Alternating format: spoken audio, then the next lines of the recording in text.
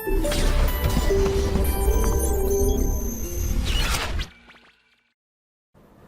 Students, आज हम नया चैप्टर शुरू कर रहे हैं सरल आवर्त गति, सिंपल हार्मोनिक मोशन SHM। इस चैप्टर को स्टार्ट करने से पहले हमें कुछ गतियों के बारे में जानना पड़ेगा, कुछ अलग तरह की चीज़ें जाननी पड़ेंगी। जब हम उनको जान लेंगे तब हम SHM में एंटर कर जाएंगे, यानी कि SHM तक पहुंचने से पहले कुछ बेसिक इन्फॉर्मेशन हमारे पास होनी चाहिए। जैसे हमें पहले ही पता होना चाहिए कि सर ये आवर्त गति क्या होती है, दोलनी गति क्या होती है, या फिर दोलन क्या होते हैं, है ना। ऐसी कुछ और छोटे छोटे डेफिनेशंस आएंगे, उनको जानने के बाद फिर हम सरल आवर्त गति पर पहुंचेंगे। ठीक है, तो आवर्त गति के बारे में जानते हैं पहले कि आवर्त गति क्या होती है। सरल आवर्त गति तो बाद में, क्योंकि उसमें आवर्त गति शब्द आ रहा है, तो पहले आवर्त गति के बारे में जान लेंगे।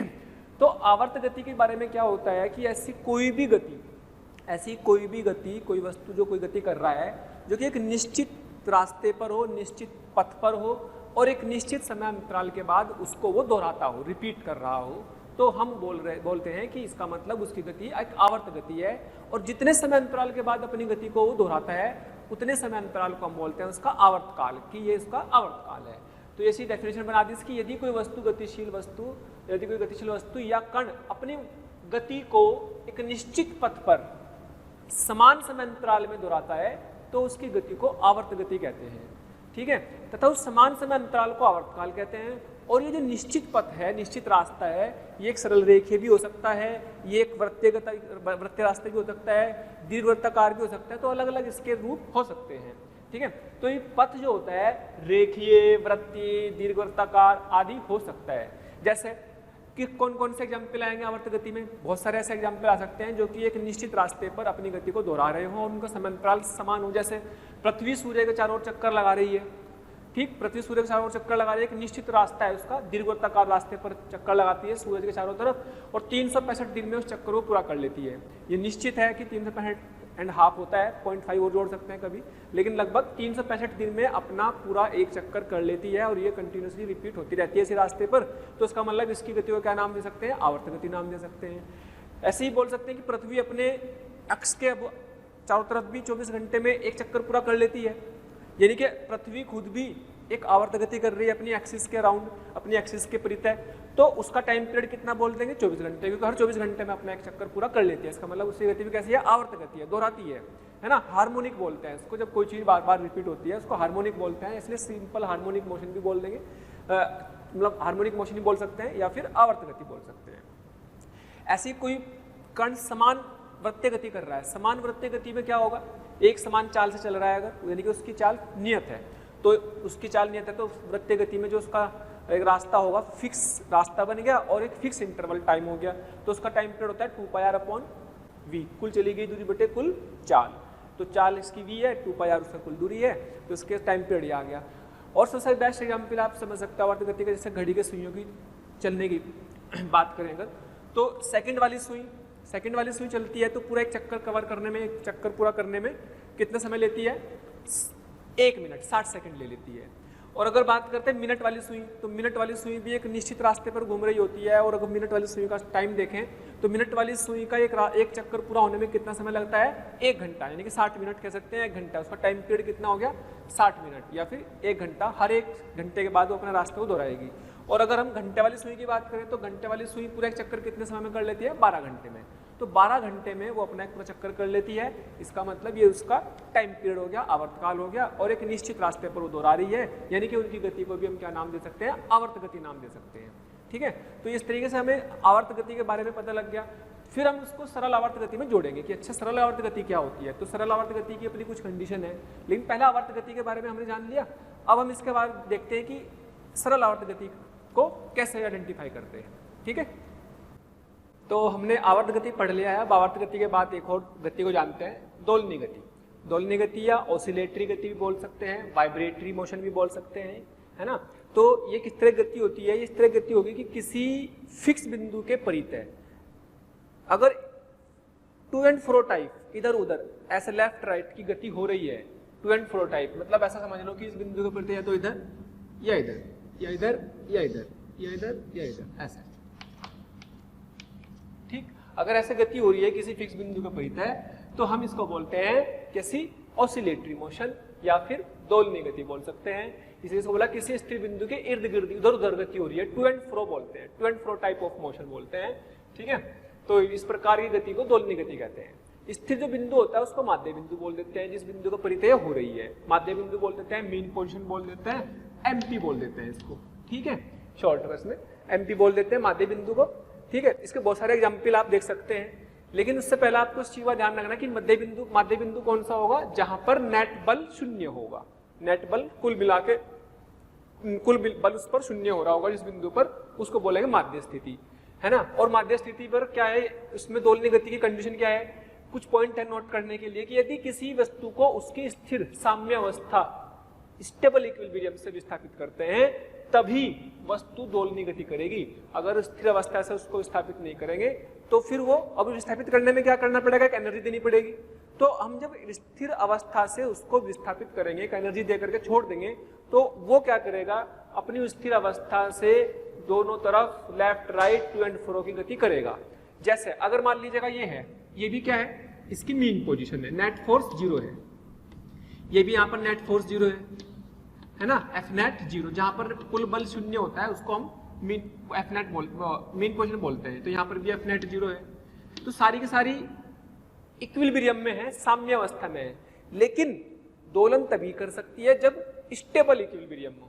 स्टेबल इक्विलिब्रियम का मतलब बेसिकली आप पहले भी जान चुके होंगे, stable equilibrium work power energy पढ़ते हैं, लेकिन यहाँ पे शॉर्ट में बताता हूँ आपको कि मान लो ये रखा हुआ है, अगर ये इक्विलिब्रियम में है, ठीक है, अगर इस पर कुल बल शून्य है भी, ठीक है, अगर इसको हल्का सा मैं डिस्प्लेस कर दूं इधर या इधर, तो क्या ये वापस आ पाएगा, इधर कर देंगे तो, अगर इधर कर दिया तो वापस चले जाएगा, आएगा ही नहीं कभी भी इधर। तो इसका मतलब ये तो स्टेबल इक्विलिब्रियम में नहीं, अनस्टेबल में, हाईली अनस्टेबल इक्विलिब्रियम में, तो आई यानी कि तो कभी दोलन की बात सोच नहीं सकते। इसकी बात करें, इसको बोलते हैं अनस्टेबल। ये कैसा इक्विलिब्रियम हुआ, अनस्टेबल। तो अनस्टेबल अगर होगा, अस्थिर साम्यावस्था होगी, अगर होगी कैसी, अस्थिर साम्यावस्था, तो तब तो मतलब आपको इस चैप्टर का क्या सोचना ही नहीं है। लेकिन अगर स्टेबल इक्विलिब्रियम है तभी सोच पाएंगे इस चैप्टर के बारे में, ये इंपॉर्टेंट पॉइंट है। इसकी बात करें, अगर इसको उठा के मैं यहाँ से यहाँ ले आऊँ, क्या वापस आना चाहेगा, यस, और फिर जाएगा इधर, क्या वापस आना चाहेगा, यस, ये फिर जाना चाहेगा इधर। तो उसको हमें एक एनर्जी देनी पड़ रही। अगर यहाँ पे मैं मानूं कि एनर्जी का कोई लॉस नहीं हो रहा है जाने आने में, तो ये हमेशा के लिए बिल्कुल फिक्स इंटरवल ऑफ टाइम पर अपने दोलन करता रहेगा। और चूंकि ऊर्जा का कोई लॉस नहीं हो रहा, तो अनंत समय तक ये ऐसे ऐसे करता रहेगा। इस बिंदु को प्रति मीन पोजीशन ही हो गई, तो इधर उधर करता रहेगा, इधर इधर टू एंड फ्रो टाइप की मोशन। तो इसकी गति को दोलनी गति तो बोलेंगे ही, लेकिन अगर ऊर्जा का कोई लॉस नहीं हो रहा है तो उसका मतलब ये दोलनी गति आवर्त गति भी है ना, क्योंकि फिक्स इंटरवल टाइम पे फिक्स पाथ पर चल रहा है ये।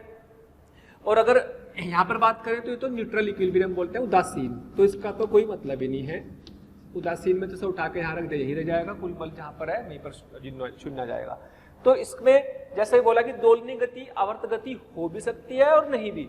यदि दोलनी गति के दौरान उसकी ऊर्जा का संरक्षित रहती है तो बोलते हैं कि दोलनी गति आवर्त गति भी है। जैसे मैंने इसमें बताया कि हमने जो ऊर्जा देनी पड़ेगी, वो ऊर्जा अगर आपने जो दी, अगर वो ऊर्जा कहीं लॉस नहीं होगी ना, तो अनंत समय तक ऐसा करता रहेगा, तो आवर्त गति भी है। लेकिन रियलिटी आप जानते हैं कि ऊर्जा का लॉस होता भी है। तो हमारा लिए जो चैप्टर पढ़ा जाएगा वो इस कंडीशन पर पढ़ा जाएगा कि सरल आवर्त गति जब हम पढ़ेंगे, दोलनी गति जब हम पढ़ेंगे सरल आवर्त गति में, तो सरल आवर्त गति में ऊर्जा का लॉस हम बिल्कुल भी नहीं मानेंगे। खैर अभी हम उस पर आएंगे बाद में। फिलहाल तो समझ लो कि सरल दोलनी गति को आवर्त गति भी कह सकते हैं अगर उसमें ऊर्जा को कोई लॉस ना हो।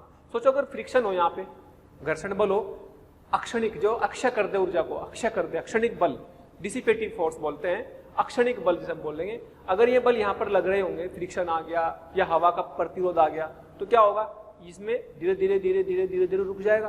तो पहले बड़े दोलन हो गए, फिर छोटे दोलन, फिर छोटे छोटे छोटे वाली एनर्जी धीरे धीरे खत्म हो जाएगी। तो यही बोला है कि अक्षणिक बल कैसे होते हैं, डिसिपेटिव फोर्स बोलते हैं बेटे इसमें, डिसिपेटिव फोर्सेस। जैसे अपना कैसा आ गया, घर्षण बल आ गया, वायु प्रतिरोध आ गया, इसके कारण ऊर्जा संरक्षित नहीं रहती, तो उसकी दोलनी गति तो होती है, दोलन तो कर रहा है वो, लेकिन आवर्त गति नहीं कहेंगे उसको फिर, क्योंकि उसका टाइम पीरियड बदलता रहेगा। भी पहले तो मान लो यहाँ तक गया, फिर छोटा, फिर छोटा, फिर छोटा, फिर छोटा, फिर, तो उसके जो दोलन हो जाएंगे उनको इस तरीके से रिप्रेजेंट कर सकते हैं। हालांकि हमारे कोर्स में ऊर्जा के लॉस वाले दोलन नहीं है ना, जैसे मान लो कि ना के बराबर ही है, तो 99% तो ऐसे केस आएंगे ही नहीं। तो इसमें बोला कि दोलनी गति होती है तो, लेकिन आवर्त गति नहीं होती, तब इसके दोलनों को अवमंदित दोलन, डैम्प्ड ऑसिलेशन, डैम्प्ड दोलन बोलते हैं या अवमंदित दोलन बोलते हैं, यानी कि शुरू में तेज बड़े दोलन होंगे, फिर छोटे छोटे छोटे, और वो ऊर्जा लॉस हो जाएगी, पूरी की पूरी ऊर्जा का वहाँ पर लॉस हो जाएगा, ही ऊष्मा की फॉर्म में चले जाएगा या किसी और फॉर्म में। ठीक है, जैसे मान लो इसका एग्जाम्पल और ले सकते हैं हम दोलनी गति का, कि भाई सिंपल पेंडुलम ले लिया एक, है ना, सरल लोलक, सब पढ़े जाएंगे ये हमारे। ये सारे एग्जाम्पल ऐसे हैं जो कहीं ना कहीं आपको फिजिक्स में मिलते रहेंगे इस तरह के। तो कुछ एग्जाम्पल मैंने आपके सामने लिए, इसको यहाँ से ला के ब्यूरा रुका हुआ है, मीन पोजीशन पर है, यहाँ पर एफ नेट 0 है, यहाँ पर एफ नेट 0 है, तो इसको यहाँ से उठा करके यहाँ लाए, छोड़ दिया और ऐसे चलता रहेगा। अगर मैं कहूँ ऊर्जा का कोई लॉस नहीं है, ऊर्जा का कोई लॉस नहीं है, तो इसका मतलब ये अनंत समय तक ऐसे करता रहेगा। अगर हवा का रेजिस्टेंस बिल्कुल 0 मान लिया, कोई प्रतिरोध नहीं है, तो इसका टाइम पीरियड बिल्कुल निश्चित हो जाएगा, तो इसका आवर्तकाल भी निश्चित होगा और ये आवर्त गति भी करेगा। लेकिन रियलिटी आपको पता है कि हवा होती है, थोड़ी देर बाद वो रुक ही जाएगा, यानी कि ये भी क्या बन जाएगा, एक समय के बाद रुक जाएगा, तो उसका मतलब इसकी ऊर्जा संरक्षित नहीं होगी। ऊर्जा संरक्षित नहीं होगी तो इसकी भी दोलनी गति तो बोल देंगे, लेकिन अभी आवर्त गति नहीं बोलेंगे। अगर ऊर्जा का लॉस हो रहा है, ऊर्जा का लॉस नहीं हो रहा है, ऊर्जा का कोई नुकसान नहीं हो रहा है, तब इसको हम बोलेंगे कि ये दोलनी गति के साथ साथ आवर्त गति भी कर रहा है ना। और अगर ऊर्जा का लॉस नहीं हो रहा होगा, दोलनी गति के साथ आवर्त गति भी कर रहा होगा, तो हमारे केस में मैक्सिमम क्या 99% वही क्वेश्चन आते हैं जिनमें ऊर्जा का लॉस नहीं होता है। ठीक है, यानी कि आवर्त गति के आएंगे, क्योंकि सरल आवर्त गति पढ़ना है तो आवर्त गति तभी पढ़ेंगे जब हमारे पास ऊर्जा का लॉस नहीं होगा। ठीक है, तो ऐसे स्प्रिंग वाला है, स्प्रिंग ब्लॉक सिस्टम है, यहाँ पे हमने एक रखा हुआ है, तो इस पर भी कोई बल नहीं लग रहा है, नेट क्या है यहाँ पे 0 है, तो ये इसकी क्या हो गई, मीन पोजीशन माध्यावस्था हो गई, ये इसकी माध्यावस्था हो गई। सोचो मैं इसे दबा के छोड़ दूं, ऐसे यहाँ से ला करके छोड़ दूं, तो ये क्या होगा, उधर भी जाएगा, तो ये क्या करेगा, to and fro type of motion करेगा, इधर जाएगा, इधर जाएगा, इधर जाएगा, तो ऐसे ऐसे ऐसे करेगा। ये टू एंड फ्रो मतलब इधर उधर किसी बिंदु के इर्द गिर्द गति करेगा। जब ये इधर उधर गति करेगा तो इसका मतलब हम इस गति को क्या नाम दे देंगे, दोलनी गति नाम दे देंगे। और अगर यहाँ पे बोलूं कि कोई फ्रिक्शन नहीं है, कोई घर्षण नहीं है, कोई हवा का प्रतिरोध नहीं है, तो इसका मतलब ये है हमेशा के लिए ऐसे गति करता रहेगा अनंत समय के लिए, क्योंकि जो ऊर्जा मैंने इसको दी यहाँ से ऐसे करने में, वो ऊर्जा हमेशा के लिए संरक्षित रहेगी, कहीं पर उसको नुकसान नहीं होगा, तो इसकी गति दोलनी गति के साथ आवर्त गति भी होगी। और अगर ऊर्जा का लॉस होगा तो सिर्फ दोलनी गति बोलेंगे। ठीक वैसे ये एक बेलन है जो कि वहां लिक्विड में, द्रव में है, मान लीजिएगा ऐसे रुका हुआ है ये, तो उस पर नेट फोर्स 0 है, कुल बल 0 है, इसकी ये मीन पोजीशन ये है, कुल बल 0 है। अगर इसे दबा के छोड़ दूं, हल्का सा दबाव और छोड़ दूं, तो ऐसे ऐसे करने लगेगा ये, ऐसे ऐसे करने लगेगा ये, ऐसे ऐसे, है ना। तो ऐसे ऐसे करेगा तो उसका मतलब इसकी इस गति को भी क्या नाम देंगे, दोलनी गति नाम दे देंगे, है ना। तो अगर इसमें भी ऊर्जा का लॉस ना माने तो ये दोलनी गति आवर्त गति भी होगी। जैसे इसमें ट्यूब में पानी भरा हुआ है, तो यहाँ पे रुका हुआ पानी यानी कि इसकी साम्य अवस्था में है, और साम्य अवस्था से अगर इसको थोड़ा सा वो हिला दे, थोड़ा पानी ऊपर नीचे कर दे, इसको हिला के छोड़ देंगे, तो पानी कैसे, ये पानी के पार्टिकल कैसे चलने लगेंगे, थोड़ा ऊपर नीचे चलने लगेंगे ऐसे, तो इसका मतलब ये ऐसे चम करने लगेगा, सॉरी इसका मतलब ये दोलनी गति करने लगेगा। तो दोलनी गति करने लगेगा तो उसका मतलब इसका भी हम अगर ऊर्जा का लॉस ना माने तो दोलनी गति आवर्त गति भी बोल सकते हैं। तो ऐसे बहुत सारे एग्जाम्पल मिलेंगे। तो इसी चैप्टर में हमने फिर इस चैप्टर में हमने दोलनी गति के साथ साथ उसको फिर सरल आवर्त गति में कैसे कन्वर्ट करना है, उसको सरल आवर्त गति की कंडीशन क्या है वो पढ़नी है, और ये सारे एग्जाम्पलों को कहीं ना कहीं हमें इस रूप में इसको निकालना है। फिर इनके आवर्तकाल भी निकालने होते हैं इन सारे क्वेश्चनों के, इनकी फ्रीक्वेंसी कितनी होती है, इनके एम्पलीट्यूड आयाम वगैरह कितने होते हैं, वो सब निकाले जाएंगे। लेकिन फिलहाल हमें सिर्फ इतना जाना इसमें कि दोलनी गति क्या होती है, और दोलनी गति और आवर्त गति कभी हो सकती है और कभी नहीं हो सकती। बेसिक कंडीशन क्या है, ऊर्जा का लॉस नहीं है तो मतलब आवर्त गति हो जाएगी दोलनी गति, और ऊर्जा का लॉस है तो आवर्त गति नहीं होगी। ठीक है, चलिए। हाँ जी, तो हमने दोलनी गति के बारे में जान लिया है, और अब हम जानते हैं माध्यावस्था के बारे में, मीन पोजीशन के बारे में। मीन पोजीशन क्या होती है, मीन पोजीशन वो पॉइंट होता है जहाँ पर कुल फोर्स, कुल प्रत्यानयन बल 0 होता है। उस पॉइंट से particle left and right, to and fro type of जो गति करेगा वो उसकी सरल, उसकी दोलनी गति कहलाएगी। और ये वो बिंदु होता है जहाँ पर पार्टिकल या कण स्थायी साम्य अवस्था में होगा। अगर स्थायी साम्य अवस्था में होगा तो हम बोलेंगे कि हाँ वो दोलनी गति करेगा, और दोलनी गति से ही फिर आगे सरल आवर्त गति भी कर जाएगा अगर साम्य अवस्था में होगा तो, है ना। तो इनकी मीन पोजीशन कौन सी हुई, जहाँ पर कुल मिलाकर के नेट फोर्स 0 हो, उसे हम प्रत्यानयन बल बोलते हैं, रिस्टोरिंग फोर्स, वापस उसको रिस्टोर करने की कोशिश करें, है ना, रिस्टोरिंग फोर्स बोलते हैं। हालांकि मैं इसके बारे में यहाँ पे बताऊंगा अभी, लेकिन रिस्टोरिंग फोर्स से प्रत्यानयन बल 0 होगा तो मतलब मीन पोजीशन कहलाएगी। और ये इस बिंदु पर स्थितिज ऊर्जा भी न्यूनतम होती है। ये तो आपको पता ही है कि भाई F बराबर एक फॉर्मूला आपने पढ़ा होगा वर्क पावर एनर्जी में du/dx। अगर ये शून्य होगा तो उसका मतलब D you by D x क्या हो गया, मिनिमम हो सकता है वहाँ पर, तो मिनिमम होना चाहिए, तभी तो बल शून्य होगा वहाँ पर। तो इसके बेसिस पर हमने एक पॉइंट और लिख दिया कि भाई जहाँ पर मीन पोजीशन होते हैं वहाँ पर क्या होती है, इस फॉर्मूले के अकॉर्डिंग अगर एफ नेट 0 कर दूँ तो यह D you by D x क्या हो जाएगा 0, यानी कि यू की वैल्यू आएगी मिनिमम के लिए, है ना। खैर ये एक पॉइंट आप उसे याद रख लेंगे। दूसरा प्रत्यानयन बल, प्रत्यानयन बल या रिस्टोरिंग फोर्स बल से भी हो सकती है दोलन गति और आघूर्ण से भी हो सकती है, टॉर्क भी यूज कर सकते हैं, है ना। टॉर्क मतलब बलाघूर्ण, बलाघूर्ण से भी गति हो सकती है दोलनी गति, या फिर बल से भी हो सकती है। फिलहाल हम बल से पढ़ेंगे, जब बल से पढ़ेंगे तो उसको बोलते हैं रेखीय दोलनी गति, या फिर जब हम इससे पढ़ेंगे टॉर्क से तो फिर वो कोणीय गति हो जाती है। खैर अभी इसकी बात करते हैं प्रत्यानयन बल की, तो वो बल जो कण को उसकी माध्यावस्था में, जो कण को उसकी माध्यावस्था या फिर स्थायी माध्यावस्था कह सकते हैं, स्थायी माध्यावस्था में लाने की कोशिश करता है, लाने का प्रयत्न करता है, जो वह बल जो उसकी स्थायी माध्यावस्था में लाने का प्रयत्न करता है प्रत्यानयन बल कहलाता है, प्रत्यानयन बल कहलाता है। इसकी दिशा सदैव किधर होती है, माध्य बिंदु की ओर होती है, जो मीन पोजीशन होगी हमेशा उसी की तरफ रहती है, क्योंकि उसको उस तरफ लाना चाहेगा, है ना। इसकी दिशा सदैव मध्य बिंदु की तरफ होती है और विस्थापन के विपरीत होती है इसकी दिशा। विस्थापन कहाँ से मापते हैं भाई, विस्थापन हमेशा मीन पोजीशन से मापेंगे, विस्थापन हमेशा मीन पोजीशन से। मतलब अगर मान लीजिएगा ये कोई पार्टिकल, इस पर कुल बल यहाँ पर शून्य है, यहाँ पर शून्य है, तो इधर जो पार्टिकल का विस्थापन यहाँ से x हुआ तो फोर्स इधर लग रहा होगा, ठीक है, फोर्स इधर लग रहा होगा। अगर पार्टिकल यहाँ पर है तो विस्थापन इसका यहाँ पर हुआ x, विस्थापन यहाँ पर हुआ तो फोर्स इधर लग रहा होगा। इस तरीके से इसकी दिशा होती है कि मीन पोजीशन की तरफ रहे और विस्थापन के विपरीत रहे, ठीक है। तो इस तरीके से हमने इसको बल को डिफाइन किया। और सामान्यतः जो बल होता है माइनस के एक्स के फॉर्मेट का होगा, क्योंकि एक्स के अपोजिट होना चाहिए, इसलिए इसकी दिशा एक्स के अपोजिट है तो माइनस का साइन आता है इसमें। सामान्यतः बल इस तरह का होता है। अगर जब आघूर्ण की बात करेंगे तो के बल की जगह क्या आ जाएगा, और के तो वही रह जाएगा, के नियतांकी रहेगा, एक और थीटा आ जाएगा एक्स की जगह, रोटेशनल मोशन के हिसाब से, है ना। तो ये तो हमने बात जान ली कि भैया प्रत्यानयन बल क्या होते हैं, साम्यावस्था क्या होती है या फिर माध्यावस्था क्या होती है, ये जान लिया। लेकिन इनकी जरूरत कहाँ पड़ेगी, हमें सरल आवर्त गति को डिफाइन करना है। सरल आवर्त गति क्या होगी, सरल आवर्त गति वह दोलनी गति है, दोलनी गति का एक प्रारूप है सरल आवर्त गति। सरल आवर्त गति क्या है, दोलनी गति का एक बहुत अच्छा प्रारूप है। वह दोलनी गति जिसमें कण माध्य स्थिति, माध्य स्थिति की जगह मैंने और क्या करना चाहिए, एक तरह से स्थायी माध्यावस्था, स्थायी होनी चाहिए। माध्य अवस्था के परितः निश्चित समयांतराल में निश्चित पथ पर बिना ऊर्जा के नुकसान के, बिना ऊर्जा के ह्रास के गति करता हो तो उसकी गति को सरल आवर्त गति कहेंगे। यानी कि दोलनी गति का ही रूप है, बस उसमें ऊर्जा का लॉस नहीं होना चाहिए, स्थायी साम्यावस्था से वो विस्थापित होना चाहिए, स्थायी साम्यावस्था से। साथ ही साथ उसके साथ ये कंडीशन है कि उस पर ये बल लगना चाहिए F = -kx। अगर ये लग रहा होगा तो ही इसको सरल आवर्त गति कहेंगे। ये सब तो होना ही चाहिए, दोलनी गति के प्रारूप तो है ही, साथ ही साथ अगर ये बल लग रहा होगा तभी उसको सरल आवर्त गति कहेंगे। अगर ये बल नहीं लग रहा होगा तो फिर सरल आवर्त गति नहीं कहेंगे, फिर सिर्फ उसको दोलनी गति कहेंगे, ठीक है। यानी कि दोलनी गति का एक स्पेशल केस है, जब F = kx लग रहा होगा तभी हम दोलनी गति को सरल आवर्त गति में कन्वर्ट कर देंगे, F = -kx के फॉर्मेट में। तो एक बार फिर सुन ले, वह दोलनी गति जिसमें किसी कण पर स्थायी माध्य स्थिति, स्थायी साम्यावस्था होगी अगर उसकी, के परितः निश्चित समयांतराल में निश्चित पथ पर बिना ऊर्जा के नुकसान की गति करता हो तो हम उसको सरल आवर्त गति कहते हैं, जबकि उस पर यह बल लग रहा हो F = -kx, ठीक।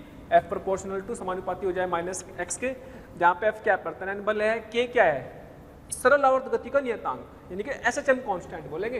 ये कोई स्प्रिंग का बल मत समझ लेना, स्प्रिंग का फोर्स मत समझ लेना कि स्प्रिंग का फोर्स है F = -kx। स्प्रिंग का फोर्स भी ऐसा ही दिखता है, लेकिन वो फोर्स अलग चीज है, वो K स्प्रिंग का बल नियतांक है, ये K सरल आवर्त गति का एक बल नियतांक है, SHM कांस्टेंट है, x माध्य स्थिति से विस्थापन है, ठीक है, वहां पे वो x उसका अलग विस्थापन है, लेकिन यहाँ पर ये माध्य स्थिति से विस्थापन है। तो F = thank you so much प्यारे स्टूडेंट्स, हमें इतना प्यार देने के लिए। डेली हजारों स्टूडेंट्स हमारे वीडियो लेक्चर देख करके लाभान्वित हो रहे हैं। हमारी आपसे रिक्वेस्ट है कि आप हमारे डिस्क्रिप्शन बॉक्स में जा करके हमारे लिंक को क्लिक करें, अपना एनरोलमेंट सुनिश्चित करें। जो स्टूडेंट्स डाउट सॉल्विंग और स्टडी मटेरियल के लिए भी इच्छुक हैं वो हमारे प्रीमियम कोर्स के लिए अप्लाई करके ज्वाइन कर सकते हैं। कि x को बल स्प्रिंग वाले बल से कंफ्यूज मत करना, है ना। वो अलग बात है, कई बार उसके जस्ट बराबर बैठ जाता है, लेकिन ये बिल्कुल अलग चीज़ है और वो बिल्कुल अलग चीज़ है, ठीक है। क्योंकि इसमें एक्स हम मापदेश स्थिति से माप रहे हैं, ये के एसएचएम कांस्टेंट है, उसमें के हमारा नेचुरल एक्स नेचुरल लेंथ से नापते हैं वहाँ पर उस और के अपना स्प्रिंग नियतांक होता है, तो उससे कंफ्यूज करने की ज़रूरत नहीं है। ओके, तो अब हमने ये तो जान लिया कि भाई सरल आवर्त गति होती तो ये है, ये तो समझ में आ गया कि भाई इस बल से चलनी शुरुआत, तो रट लो कि ये फॉर्मूला तो अपना इंपॉर्टेंट है, इसको रटना ही है कि शुरुआत यहीं से होगी इस सरल आवर्त गति की, कि सारी सरल आवर्त गति निकलती चली जाएगी इसमें से। यानी कि गति के लिए क्या चाहिए, बल चाहिए, त्वरण चाहिए, त्वरण के बाद उसके बाद वेलोसिटी, वेग, विस्थापन, ये सब आ जाएंगे। तो बल है तो इसके पास, तो ये वाला बल लग रहा होगा, तो इसका मतलब, और ये बल नियतांक नहीं, नियत नहीं है, एक्स के साथ बदल रहा, यानी कि सरल आवर्त गति वेरिएबल फोर्स, परिवर्तन बल, परिवर्तित त्वरण का एक स्पेशल केस हो गया। यानी कि सरल आवर्त गति परिवर्तित त्वरण, वेरिएबल एक्सेलरेशन, वेरिएबल फोर्स का एक स्पेशल केस है। पूरी काइनेमेटिक्स पढ़नी इसकी, वेरिएबल फोर्स है, वेरिएबल एक्सेलरेशन है, एक तरह से इसमें परिवर्तनशील एक्सेलरेशन है, त्वरण है, तो इसका मतलब हमें इसमें कहीं ना कहीं कैलकुलस का इस्तेमाल करना होगा या फिर एनर्जी कंजर्वेशन का यूज करना होगा। तो गति की समीकरण जो हमने पहले पढ़ी थी, क्योंकि यहाँ पे तो गति हो रही, लेकिन वो वाली गति की समीकरण हम यहाँ नहीं लगा पाएंगे, क्यों?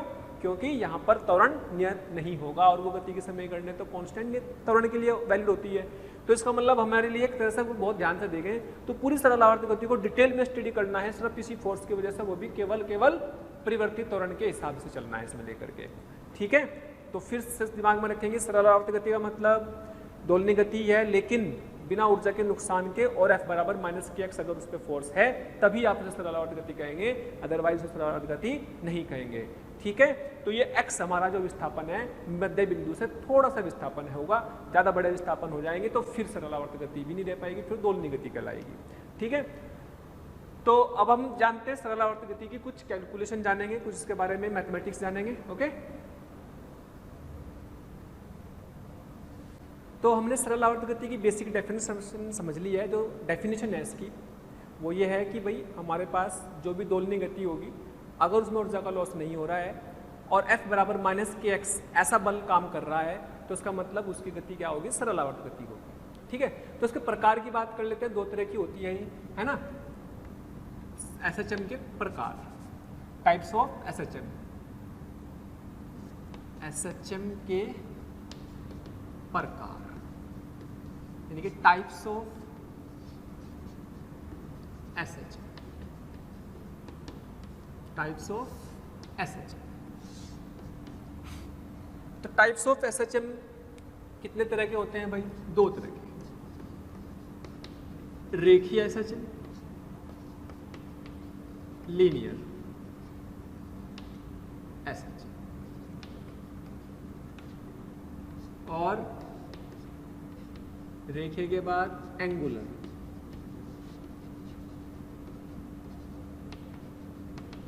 SHM, ठीक है। एंगुलर मतलब कोणीय SHM, लो यही लिख लो, कोणीय SHM।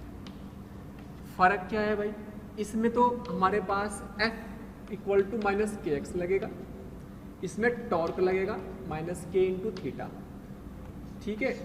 जब हम कोणीय की बात करेंगे तब इसको लेंगे, फिलहाल हमारे काम की चीज़ ये है, तो हम पहले ये सीखेंगे सारा का सारा रेखीय आवर्त गति क्या होती है। रियलिटी में किसी भी दोलनी गति के लिए, किसी भी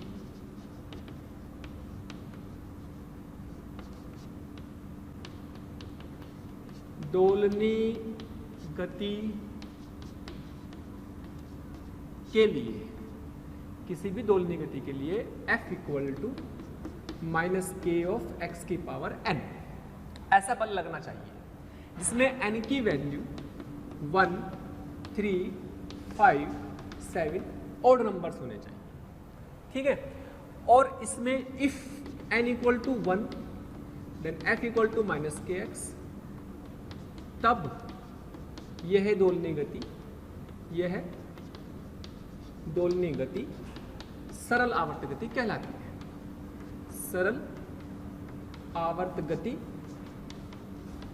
कहलाती है।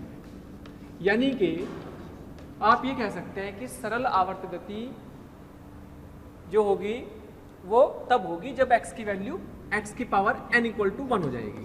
n = 1 के केस में ही दोलनी गति को हम सरल आवर्त गति कह सकते हैं। अगर x की पावर 1 नहीं होगी, x की पावर 2 है, 3 है, 4 है, तो x की पावर 3 है, 5 है, 7 है, तो फिर वो दोलनी गति कहलाएगी। जैसे मान लीजिएगा मैं कहूँ कि भाई आप सोच रहे होंगे कि सर मैंने 135 क्यों लिया। मान लो आपने लिया n बराबर 1 ले लिया, मैं समझाता हूँ। तो बेटा n बराबर 1 पर एफ नेट 0 होगा, x बराबर 0 पर। अब जैसे ही इस पार्टिकल को आप समझेंगे इस चीज़ को, जैसे ही आपने इसको यहाँ से यहाँ डिस्प्लेस किया, x इधर आया, तो फोर्स किधर लगेगा, -kx इधर लगेगा, फोर्स इधर लगेगा। यानी कि अगर आप इसको यहाँ पे छोड़ रहे हो तो इसको लाने की प्रवृत्ति इधर है, यानी कि ये रिस्टोर करना चाह रहा है वापस मीन पोजीशन पर। ये इसकी मीन पोजीशन कहलाएगी ना, तो वापस मीन पोजीशन पर रिस्टोर, वापस उसको प्रयत्न करता है मध्य बिंदु पर लाने पर। तो मध्य स्थिति पर लाने पर अगर वो यहाँ अब इसके पास जब इधर लाएगा तो उस पर बल लग रहा उस पर त्वरण आ जाएगा, तो उसकी एक्सेलरेशन बढ़ता चला जाएगा। तो उसका जो एक्सेलरेशन के कारण उसकी स्पीड बढ़ती चली जाएगी। तो इसका एक्सेलरेशन यहाँ x कम होते होते x 0 हो जाएगा, तो फोर्स भी 0, एक्सेलरेशन भी 0, लेकिन यहाँ पर उसकी स्पीड होगी तो यहाँ रुकेगा नहीं, तो स्पीड होगी और मास होगा तो उसका संवेग होगा, मोमेंटम होगा, तो संवेग होगा m/v होगा। तो चूंकि यहाँ पर तो आता है तो उसका त्वरण के कारण स्पीड बढ़ रही थी, तो इसकी स्पीड बढ़ते बढ़ते ये उसको क्रॉस कर जाएगा, इधर जाएगा, तो x इधर आया, लेकिन बल की दिशा इधर होने लगेगी, तो बल की दिशा इधर होने लगेगी, तो फिर क्या होगा, इसको इधर खींचेगा। तो इस तरीके से अगर इसमें ऊर्जा का कोई लॉस ना हो तो ऐसा सब कराता रहेगा, तरीके से सरल आवर्त गति करा देगा इसको। लेकिन अगर x की वैल्यू 1 है तो तभी इसको सरल आवर्त गति बोलेंगे, हम इसको बोलेंगे SH, इसको क्या बोलेंगे, SH। लेकिन अगर सोचो आपने बोला कि भाई मैं तो ये कह रहा हूँ कि n बराबर 2 लूंगा, तो f बराबर क्या आ जाएगा, माइनस का kx²। तो जब आपने इसको x पे रखा तो फोर्स की डायरेक्शन बेटे किधर आ गई, इधर आ गई, -kx²। ठीक, आपको लग रहा है कि भाई डिस्प्लेसमेंट इधर हुआ, वापस आ गया, तो फोर्स इधर आ जाएगा, तो इस इधर आने पर इसकी वेलोसिटी इधर बढ़ती चली जाएगी और यहाँ से इसको क्रॉस कर जाएगा। जब वो यहाँ पर होगा तभी भी फोर्स की डायरेक्शन इधर ही रहेगी। क्यों? क्योंकि x नेगेटिव होने के बाद भी x का स्क्वायर तो यही रहेगा, यानी कि फोर्स इधर ही रहेगा, यानी कि यहाँ से छोड़ेंगे तो इधर भाग जाएगा, सारा पार्टिकल इधर भाग जाएगा, तो उसका मतलब वापस आया ही नहीं मीन पोजीशन की तरफ। तो हमेशा मीन पोजीशन की तरफ लाने की टेंडेंसी इस वाले बल की नहीं है। तो x की पावर 2, x की पावर 4, x की पावर 6 या 8 होंगे तो तब हमारे लिए ये तो सिंपल एक वैसा बल हो गया कि इसको चलाता रहेगा इधर ही। इसका मतलब ये कोई भी ये प्रत्यानयन बल नहीं है, इसका मतलब ये एक प्रत्यानयन बल नहीं है। प्रत्यानयन बल ही नहीं है तो उसका मतलब मीन पोजीशन की तरफ लाने का सवाल ही नहीं है। इसका मतलब ये हुआ कि 2, 4, 6 पावर के साथ तो ये इधर ही भाग जाएगा, और जब ये इधर ही भागेगा तो इसका मतलब इसमें दोलन का तो कोई सवाल ही नहीं है, जब उसको वापस मध्य बिंदु की तरफ ला ही नहीं रहा। अगर मान लो n बराबर 3 लिया, n बराबर 3 ले लिया, तो बेटा n बराबर 3 लेने पर मान लीजिएगा यहाँ पर लिया इसको x, किसी x पर, तो फोर्स तो इधर लगेगा -kx की पावर 3, f इधर लगेगा। और अब जब x की वैल्यू नेगेटिव x हो जाएगी, भाई यहाँ पर तो नेगेटिव x पे भी स्क्वायर हो रहा था ना, यहाँ पर नेगेटिव x हो जाएगी, तो नेगेटिव x के केस में ये प्लस हो जाएगा, तो f कितना आ जाएगा, kx की पावर 3, है ना, kx की पावर 3, तो फोर्स डायरेक्शन बदल गई। भाई यहाँ पे भी तो यही किया था, x लिया, पॉजिटिव x लिया तो इधर था, इधर -x लिया तो -x से क्या हो जाएगा, +kx हो जाएगा, इस तरफ हो जाएगी फोर्स डायरेक्शन, तो उसको मीन पोजीशन की तरफ ले आएगा। तो वैसे ही जब नेगेटिव और यानी कि विषम संख्याएं होंगी ऊपर, तो -x का भी तो माइनस बाहर आकर के उसको प्लस कर देगा, उसकी दिशा इधर हो जाएगी, x इधर हो जाएगा। तो ऐसे ही अगर आप x की पावर 3 की जगह 5, 7, 9 कुछ भी ले लोगे तो ये अपनी डायरेक्शन को बदल जाएगा। यानी कि ये क्या है, इसको प्रत्यानयन बल है, यस, और मीन पोजीशन की तरफ लाता है, मीन पोजीशन की तरफ लग रहा है हमेशा, लेकिन ये दोलन तो करेगा, दोलनी गति तो है, बट SHM नहीं है, SHM नहीं है, ये SHM नहीं कर रहा है, ठीक है, क्योंकि SHM करने के लिए कंडीशन क्या है, सिर्फ n की वैल्यू 1, सबसे सिंपलेस्ट केस, सरलतम केस। तो सबसे सरलतम तो यही है ना, x की पावर क्या हो, n की पावर ये x की पावर 1 हो जाए, सबसे सरलतम केस ये है जो उसको इधर ला सकता है। अच्छा, इनकी वैल्यू 0 भी नहीं कर सकते, 0 कर देंगे तो बल क्या हो जाएगा, कांस्टेंट, तो बल कांस्टेंट हो जाएगा, तो बल तो कांस्टेंट हो जाएगा, तो फिर तो वो उसको मीन पोजीशन की तरफ लाएगा ही नहीं, तो बल तो नियत बल लगता रहेगा और बस उसको चलाता ही रहेगा एक ही डायरेक्शन में। इसलिए नियत बल के साथ भी नहीं कर सकते और हम इसको बड़ी पावर के साथ भी नहीं कर सकते। बड़ी पावर्स होंगी यानी कि x बड़ा हो, इसकी पावर्स बड़ी होंगी, तो आप ये कहेंगे कि ये दोलनी गति तो कर रहा है, SHM नहीं कर रहा है। और छोटी पावर होंगी x, तो इसके प्रोपोर्शनल को x का जाएगा, तो उसका मतलब SHM कर रहा है। यानी कि हमें कई बार ऐसा प्रूफ करने की जरूरत पड़ेगी कि प्रूफ करो कि एसएचएम कर रहा है, तो हमें क्या प्रूफ करना पड़ेगा, ये प्रूफ करना पड़ेगा F बराबर माइनस के एक्स। हमें ये प्रूफ करना पड़ेगा कि भाई ये अगर इसका बल माइनस एक्स के एक्स के बराबर यानी कि बल एक्स के प्रोपोर्शनल आ जाए, जिसकी दिशा मीन पोजीशन की तरफ हो, अगर बल एक्स के समानुपाती आ जाए तो हम कहेंगे कि वो सरल आवर्त गति कर रहा है, और अगर उसको समानुपाती नहीं आता है तो हम कहेंगे कि वो सरल आवर्त गति नहीं कर रहा है ना। फिर वो डिपेंड करेगा कि वो फिर x की पावर अगर वो और कुछ आ रही है तो मतलब दोलनी गति कह सकते हैं, लेकिन सरल आवर्त गति नहीं। लेकिन हमारे कोर्स में 99% ऐसे सवाल मिलेंगे जिसमें सरल आवर्त गति से रिलेटेड ही पूछे जाएंगे, और सरल आवर्त गति के लिए ये बल ही दिमाग में डाल लें। तो इसलिए आप इसको बिल्कुल माइंड में सेट कर लें कि F बराबर माइनस के एक्स से ही इस चैप्टर की शुरुआत होने वाली है, तो यहीं से हमें लेकर चलना है। तो अब हम इस बल से कुछ और चीज़ें समझते हैं। ये देख लिया है कि भाई हमारे पास सरल आवर्त गति करने के लिए बल कौन सा होना चाहिए, F बराबर माइनस के एक्स। तो हम इसकी एक समीकरण लिख सकते हैं, सरल आवर्त गति की, सरल आवर्त गति की समीकरण। किस फॉर्मेट में लिखेंगे इस समीकरण को, ऐसे लिख देंगे। देखो बेटा F बराबर माइनस के एक्स पढ़ा, K क्या है, K क्या है, K है हमारा एसएचएम नियतांक। तो F को क्या लिख सकते हैं, m into A minus K into X, A बराबर minus K k by M into X. अच्छा इस k बाई एम, k की जो यूनिट होगी, k की यूनिट क्या होगी, न्यूटन पर मीटर, और अगर हम बात करें k बाई एम की, न्यूटन पर मीटर हो गई। अगर हम k बाई एम की बात करें, k एम बाई की न्यूटन पर मीटर, और ये क्या है, मास, ये द्रव्यमान है, द्रव्यमान लिखेंगे तो उसका यूनिट हो जाएगी किलोग्राम, k बाई एम की। तो न्यूटन की यूनिट क्या होती है, m इंटू ए, मीटर पर किलोग्राम, मीटर पर सेकंड स्क्वायर, ये न्यूटन की यूनिट होगी, ये किलोग्राम आ गया, ये मीटर आ गया, मीटर से मीटर ये से गया, तो ये आया 1/2 सेकंड का स्क्वायर, यानी कि 1/2 टाइम का स्क्वायर कह सकते हैं, 1/2 टाइम का या फिर सेकंड का स्क्वायर आया। तो रियलिटी में ये क्या हुआ, फ्रीक्वेंसी। तो इसको हमने एक स्पेशल नाम दे दिया, सेकंड का स्क्वायर है ना, तो हमने इसको स्पेशल नाम दे दिया ओमेगा स्क्वायर, जिसको हम बोलेंगे फ्रीक्वेंसी या फिर कोणीय फ्रीक्वेंसी, है ना। पार्टिकल की जो एसएचएम की फ्रीक्वेंसी जो होगी, तो अभी उसको बाद में देखेंगे फ्रीक्वेंसी या आवर्ती क्या होती है उसकी, है ना। तो फिलहाल तो हमने उसको एक नाम दिया माइनस के ओमेगा स्क्वायर एक्स, यानी कि ओमेगा स्क्वायर बराबर क्या मान लिया, K by M, K by M को ओमेगा स्क्वायर मान लिया, ओमेगा स्क्वायर एक्स। तो A equal to minus omega square X. ठीक, ये भी हमारी कंडीशन, चाहे तो ये प्रूफ कर लो चाहे ये प्रूफ कर लो, तो उससे हो जाता है कि हाँ ये सरल आवर्त गति की समीकरण है।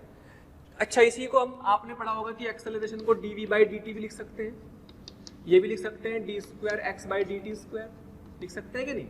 तो यहाँ पर d square X by dt square बराबर माइनस ओमेगा स्क्वायर एक्स, ठीक है, d square X by D square plus omega square X equal to 0। इसको इसकी अवकलन रूपीय समीकरण बोलते हैं, एसएचएम की अवकलन रूप समीकरण, अवकलन रूप की समीकरण, ये अवकलन ये रूप है इसका, है ना। इस तरीके से अगर कहीं लिखी मतलब सरल आवर्त गति के समीकरण आ तो यहीं से रहा, ये एक तो चीज है ना। बस ये ध्यान रखना कि के बाई हमको हमने ओमेगा स्क्वायर माना, क्यों माना, क्योंकि इसकी जो यूनिट आ रही है वो फ्रीक्वेंसी के स्क्वायर के बराबर आ रही है, तो हमने इसको ओमेगा स्क्वायर लिख लिया, और बाद में यही फ्रीक्वेंसी बनेगी सरल आवर्त गति की। तो इस पर हम डिटेल में निकालेंगे, इसको सॉल्यूशन करेंगे बहुत अच्छे से। तो भी उसको रख लिया हमने इस नियतांक को ओमेगा स्क्वायर, ओमेगा की सरल आवर्त गति की फ्रीक्वेंसी आवर्त गति की आवर्ती के बारे में होगा।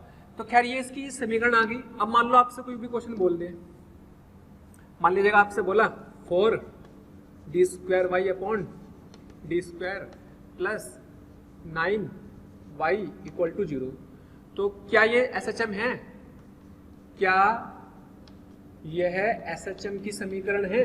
तो आंसर क्या है, यस है। तो इसकी ओमेगा बताओ कितनी है, इसकी आवर्ती बताओ कितनी है एसएचएम की सरल आवर्त गति की। तो ये क्या कहलाती है, एसएचएम की आवर्ती, कोणीय आवर्ती कह सकते हैं, कोणीय आवर्ती, कोणीय आवर्ती कह सकते हैं इसको, है ना। तो ओमेगा कितना बताएंगे भाई, क्या ओमेगा की इससे तुलना कर लेंगे, लेकिन सबसे पहले ध्यान रखो यहाँ पे क्या है, यहाँ पे कोई नियतांक नहीं है, 1 है, तो पहले 4 से भाग कर लेंगे ताकि यहाँ 1 बन सके।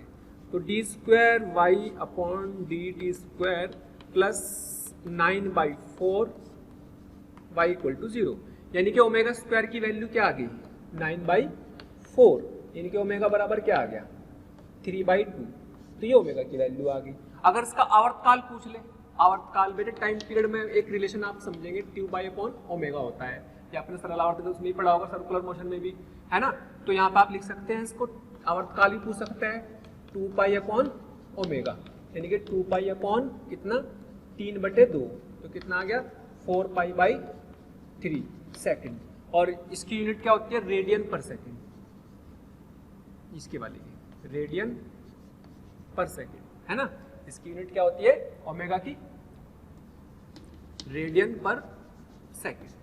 तो इस तरीके से भी कई बार सवाल आपको मिलेंगे अगर, तो इस तरीके से कि आपको क्या करना है कि कंपेयर करना, लेकिन इस बात का ध्यान रखना है कि यहाँ पे 1 होना चाहिए और जो यहाँ है y वही यहाँ होना चाहिए, y हो x हो या कुछ भी हो, नीचे टाइम के साथ वेरी करना चाहिए, ठीक है। फिर उसके साथ जो फैक्टर होगा, गुणांक होगा, वो ओमेगा स्क्वायर के बराबर मान लेंगे, और उसके आवर्ती और आवर्तकाल, क्योंकि पूरी सरल आवर्त गति में सारा खेल आवर्ती, आवर्तकाल और आयाम इन सब का ही है, इन्हीं के ऊपर सवाल मिलेंगे, इन्हीं की सारी चीजें पूछी जाती है कि उसका कितना आवर्तकाल है, कितने आवर्त से वो चल रहा है, ठीक है, ओके।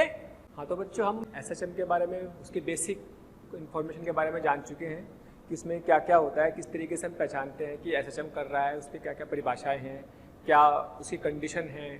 तो हमने जो जाना था मैं एक बार शॉर्ट में उसको रिवाइज करा देता हूँ। हमने देखा कि भाई एसएचएम करने के लिए क्या चाहिए कि किसी भी ऑब्जेक्ट पर एक फोर्स लगना जरूरी है, जो फोर्स क्या नाम दिया था हमने ना, प्रत्यानयन बल नाम दिया था। तो प्रत्यानयन बल जिसे रिस्टोरिंग फोर्स भी बोल सकते हैं, F = kx लगना चाहिए पार्टिकल पर, और पार्टिकल जो कण जो होना चाहिए वो अपनी साम्य अवस्था में होना चाहिए। और कौन सी साम्य अवस्था में होना चाहिए, स्थायी साम्य अवस्था में। अगर स्थायी साम्य अवस्था में होगा और कण पर F = kx बल लगा होगा, तो इसका मतलब वो कण सरल आवर्त गति एसएचएम कर रहा होगा। ये बेसिक कंडीशन हमने पढ़ी थी, ठीक है। और इसमें ये कंडीशन हमने लिखी थी कि भाई इसमें कोई एनर्जी का लॉस नहीं हो रहा है, तब उसे सरल आवर्त गति बोलेंगे।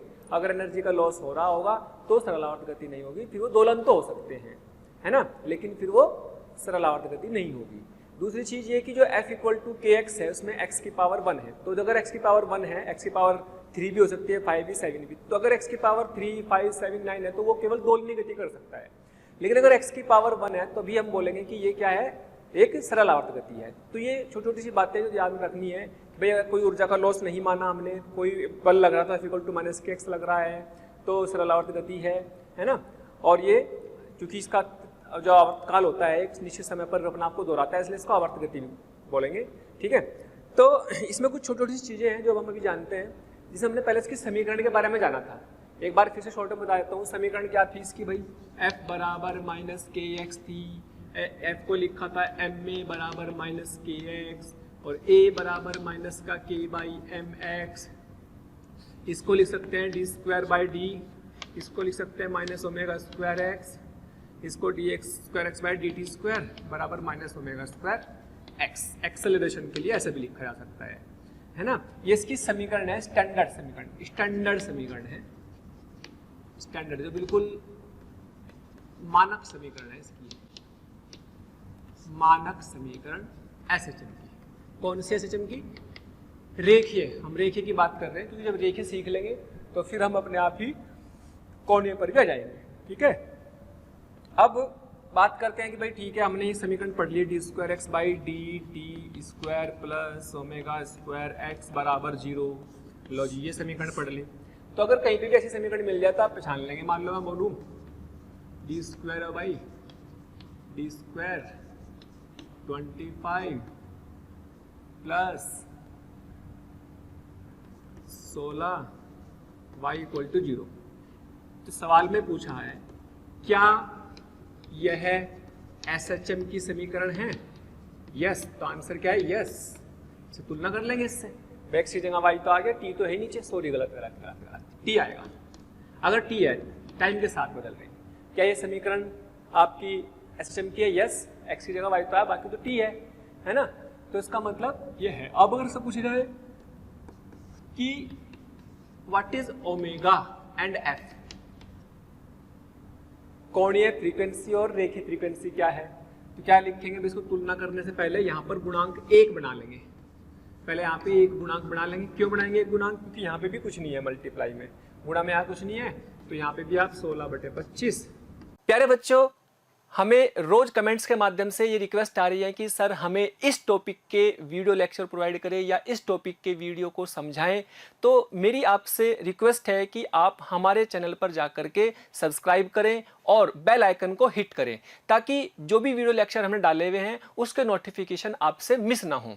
मैं ऐसा इसलिए कह रहा हूं क्योंकि हमने ज़्यादातर वीडियो लेक्चर को ऑलरेडी अपने चैनल पर डाला हुआ है, तो जिस लेक्चर की आप डिमांड कर रहे हैं वो लेक्चर आपको पॉसिबली वहां पर मिल जाएंगे। y यानी कि ओमेगा स्क्वायर की वैल्यू ही आ गई, तो ओमेगा स्क्वायर बराबर 16/25, तो ओमेगा बराबर 4/5, यूनिट होती है रेडियन पर सेकेंड। और बेटे फ्रीक्वेंसी क्या होती है? 2 ओमेगा अपॉन 2 पाई। भाई ओमेगा बराबर क्या बैठता है? 2 पाई एक्स बैठता है, ये तो बैठता है, तो यानी कि 4/5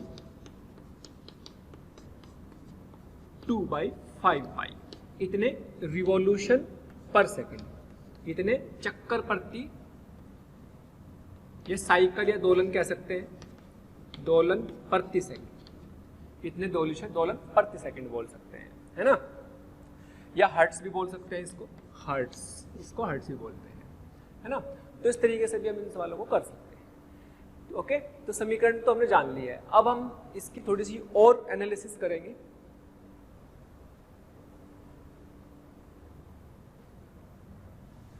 हाँ जी, तो जैसे हमने ये जाना कि भाई एक पार्टिकल है जिसपे एक फोर्स लग रहा है F बराबर -kx, यानी कि एक्सेलरेशन लग रहा है -k/m(x), यानी कि एक्सेलरेशन या त्वरण जो है x का फलन है, x का फंक्शन है, फलन है। तो यानी कि एक्सेलरेशन कैसा हुआ? वेरिएबल। और अगर वेरिएबल एक्सेलरेशन हुआ और पार्टिकल चल रहा है, एक पॉइंट के about to and fro type इधर उधर की गति कर रहा है, तो उसका मतलब उसके पास क्या क्या होगा? उसका विस्थापन भी होगा, उसका वेग भी होगा, उसका त्वरण तो है ही, है ना।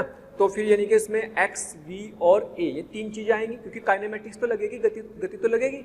गति तो है, बस गति कैसी है? गति है परिवर्तनशील त्वरण के साथ पार्टिकल की गति। वो अलग बात है कि वो उसकी दिशा किस तरफ है, वो एक अलग चीज है, लेकिन उस पर एक परिवर्तनशील त्वरण काम कर रहा है। तो परिवर्तनशील तो हमने काइनेमेटिक्स में पढ़ा, यानी कि आप ये कह सकते हैं काइनेमेटिक्स का वेरिएबल एक्सेलरेशन का, परिवर्तनशील एक्सेलरेशन का एक स्पेशल केस है एसएचएम। वेरिएबल एक्सेलरेशन का एक स्पेशल केस है एसएचएम, क्योंकि इसमें वेरिएबल एक्सेलरेशन तो है, तो इसका मतलब हमें इसमें डिस्प्लेसमेंट, वेलोसिटी, स्पीड ये निकालने की जरूरत पड़ेगी। जब हम ये निकालेंगे, जैसे वहाँ पर निकालते थे किसी पार्टिकल का विस्थापन, है ना, विस्थापन निकालते थे, वेग निकालते थे, चाल निकालते थे, त्वरण निकालते थे, फिर उनके ग्राफ बनाते थे, XT graph, VT graph, AT graph, VX graph, AX graph, है ना, तो एवी ग्राफ, ये सब ग्राफ बनाते थे। तो यहाँ पे भी करने चाहिए हमें, इसका मतलब यानी कि पूरी की पूरी आप ये समझ लेते हैं कि इसकी पूरी की पूरी काइनेमेटिक्स है।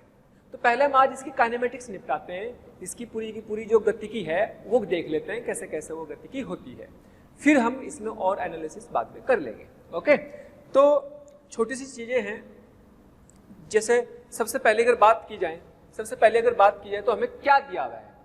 हमें एक्सेलरेशन के बारे में पता है स्टैंडर्ड, तो वहीं से हम सब कुछ निकालेंगे। अब तो हम क्या निकालेंगे? पहले वेलोसिटी, फिर डिस्प्लेसमेंट, फिर उनके ग्राफ वगैरह बनाएंगे।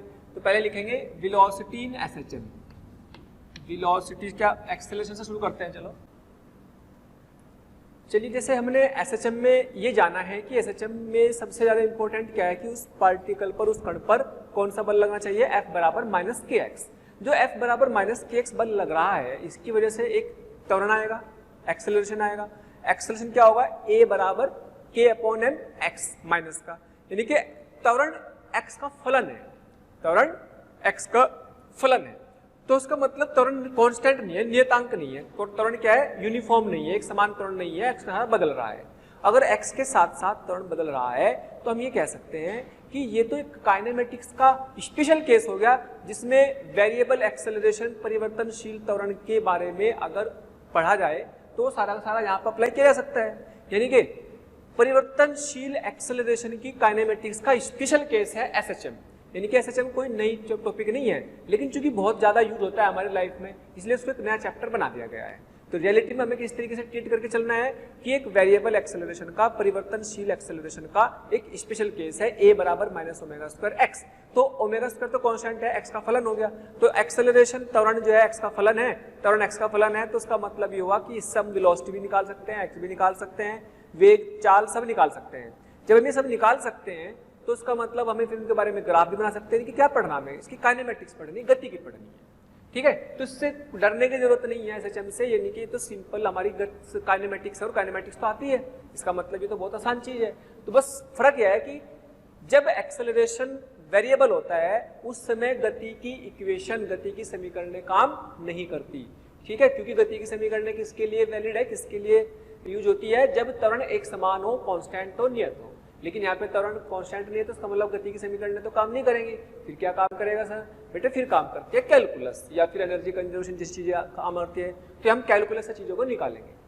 तो सबसे पहले हम बात करते हैं, हमें कुछ तो कहीं से तो रेफरेंस होगा जो दिया होगा, हमें क्या पता है इस पूरे चैप्टर की सबसे मेन पॉइंट क्या पता है, हमें पता है इसका त्वरण, कि भाई ओमेगा स्क्वायर एक्स होता है, यानी कि त्वरण की बात अगर करें, त्वरण क्या होता है, a बराबर माइनस ओमेगा स्क्वायर एक्स। तो ये तो आपको दिमाग में डाल ले, रट ले, क्योंकि यहीं से पूरा का पूरा चैप्टर निकलेगा। छोटी सी समीकरण है लेकिन बहुत बड़ी बड़ी चीजें निकल जाएंगी इस छोटे समीकरण से, है ना। तो इसलिए इस समीकरण को बिल्कुल दिमाग में डाल लेंगे। अब यहीं से acceleration is a function of x, यहाँ से मुझे कहाँ पहुंचना, v पर। तो जब a से v पर पहुंचना होता है, तो v पर पहुंचना होता है तो क्या करना पड़ता है, इंटीग्रेशन। और एक्सेलरेशन को क्या लिख सकते हैं, एक्सेलरेशन को लिख सकते हैं v dv बाई dx। भाई एक तो dv बाई dt लिखते हैं, अगर एक्सेलरेशन त्वरण टाइम का फलन होता तो dv बाई dt लिखते, लेकिन x का फलन है तो v dv बाई dx लिखेंगे, है ना। तो इसको क्या लिखा हमने, क्योंकि हमें वेग तक पहुंचना, त्वरण तो ये आ गया, अब वेग तक पहुंचना तो क्या लिखेंगे, v dv बाई dx बराबर minus omega square X, v dv equal to minus omega square X dx, ठीक, ये बात आ गई।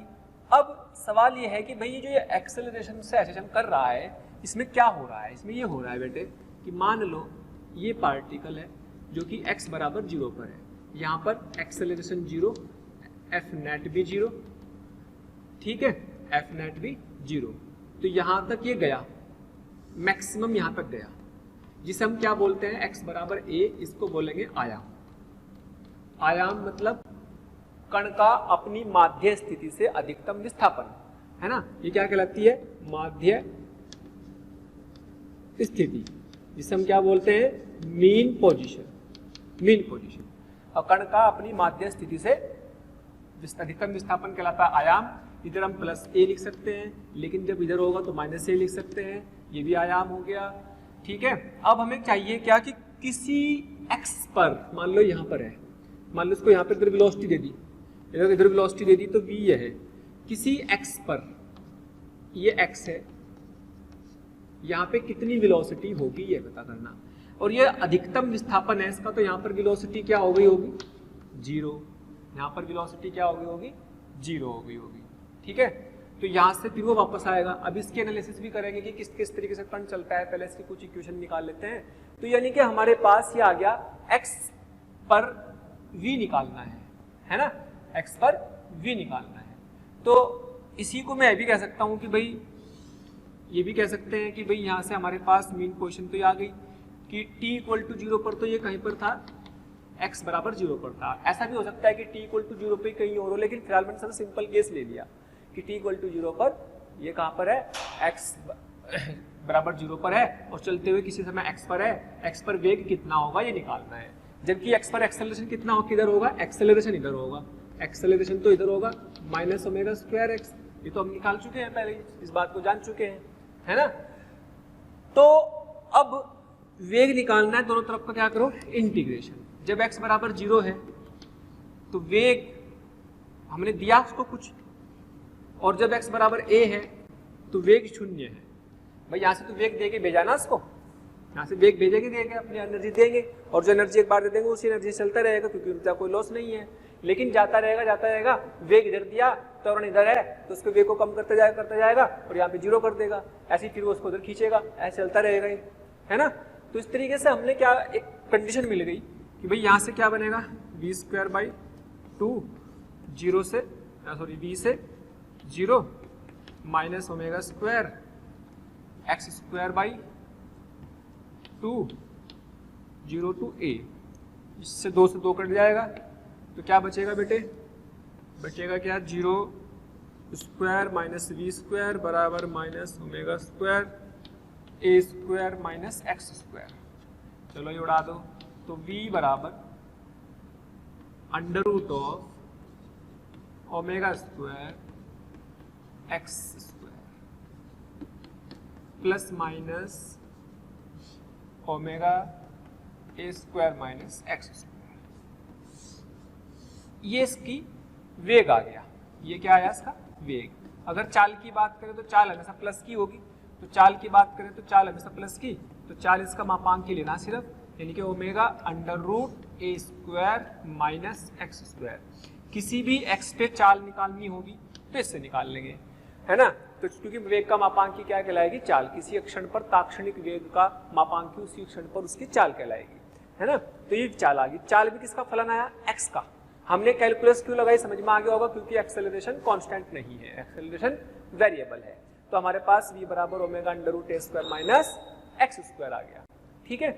तो अगर इसकी बात करें कि भाई ये वेग x बराबर a पर कितना आएगा 0, x बराबर 0 पर कितना आएगा, तो हम बात कर सकते हैं यहाँ पर x बराबर 0 पर वेग कितना जाएगा omega under root A square minus 0 square, यानी कि a ओमेगा आ जाएगा। अगर इधर जा रहा है तो a ओमेगा, और अगर इधर जा रहा है तो माइनस a ओमेगा, है ना। तो ये इसके वेग आ जाएगा इस तरफ।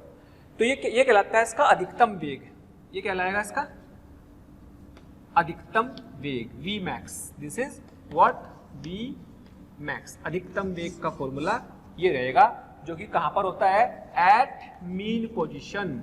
मीन पोजीशन का मतलब माध्य स्थिति। माध्य स्थिति पर वेग अधिकतम होता है, त्वरण शून्य होता है, और अधिकतम विस्थापन की स्थिति पर यहाँ पर वेग शून्य और एक्सेलरेशन वो सॉरी एक्सेलरेशन आपका यहाँ पर है ना, एक्सेलरेशन इस पॉइंट पर क्या होगा माइनस ओमेगा स्क्वायर ए। ये मैक्सिमम होता है एक्सेलरेशन, ठीक, क्योंकि x बराबर a रख देंगे। a क्या है आयाम है, तो आयाम की परिभाषा आपको याद ही रहनी चाहिए। आयाम का मतलब समझते हो क्या हुआ, आयाम का मतलब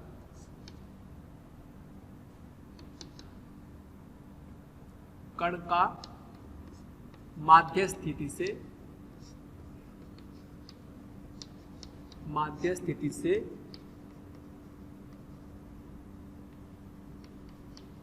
अधिकतम विस्थापन, कण का माध्य स्थिति से अधिकतम विस्थापन, या जहां वेग 0 है, जहां पे वेग 0 है वो कहलाता है वहां पर माध्य स्थिति से विस्थापन, जिसे हम क्या बोलते हैं a से डिनोट करते हैं, ठीक है। चलिए विस्थापन आयाम की परिभाषा भी यहीं पर निमट गई हमारी। तो हमारे लिए इंपॉर्टेंट पॉइंट क्या है कि भाई त्वरण से हमने वेग निकाला, और वेग हमारा omega under root A square minus X square आया, और वेग भी x का फलन आया, वेग भी x का फलन आया है। यानी कि अभी हमें वेग से x पर पहुंचना है, तो फिर से हमें अपनी कैलकुलेशन लगानी पड़ेगी। तो अभी हमने वेग तक पहुंच गए, है ना।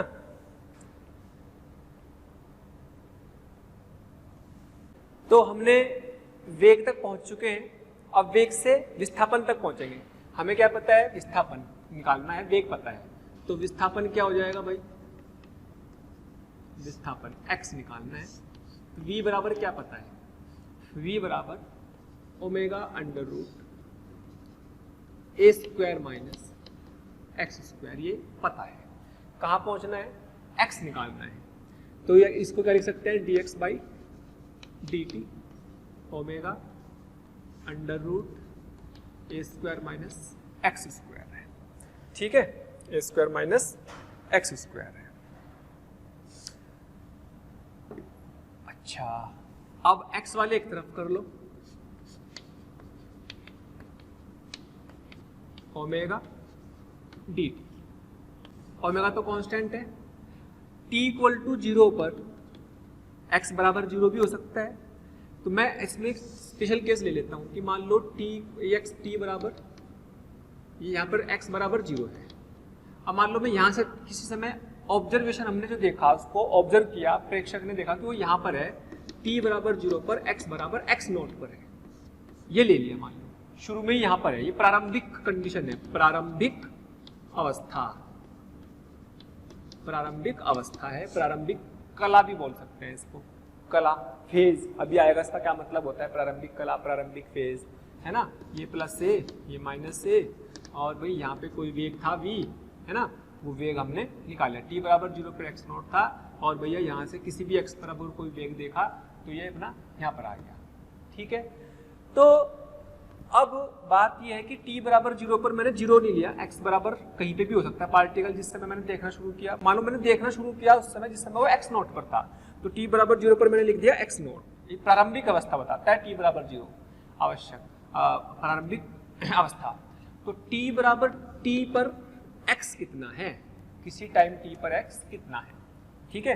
तो इसका इंटीग्रेशन अभी आपको याद रखना, आपने पढ़ा नहीं होगा शायद इसका इंटीग्रेशन, क्योंकि मैथ पर जब पढ़ लेते हैं मैथ वाले बच्चे तो जब उसमें समझ में जाएगा, और बायो वालों को भी मैं बता देता हूँ क्या इंटीग्रेशन होता है, बस यहीं पर यूज होगा, आगे कभी इसका यूज होने वाला नहीं है।